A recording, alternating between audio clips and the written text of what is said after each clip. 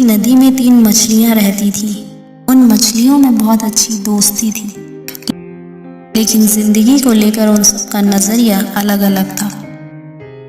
पहली मछली कोई समस्या सामने आने पर उससे निपटने में भरोसा करती थी।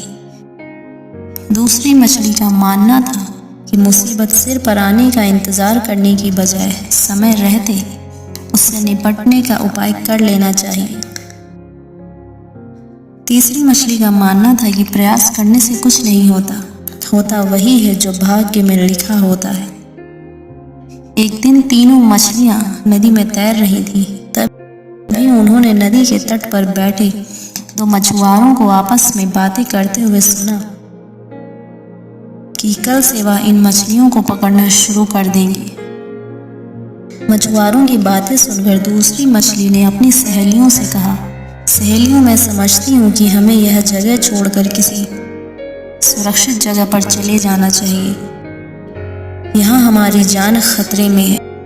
लेकिन दूसरी मछली के खूब समझाने के बाद भी पहली और तीसरी मछली ने उसकी बात नहीं मानी।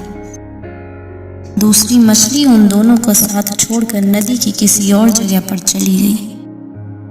अगली सुबह मछुआरों ने नदी के तट पर मछलियां पकड़ना शुरू कर दिया।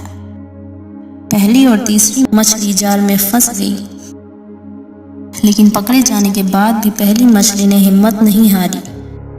उसने मछुआरों से बचने के लिए मरे होने का नाटक किया।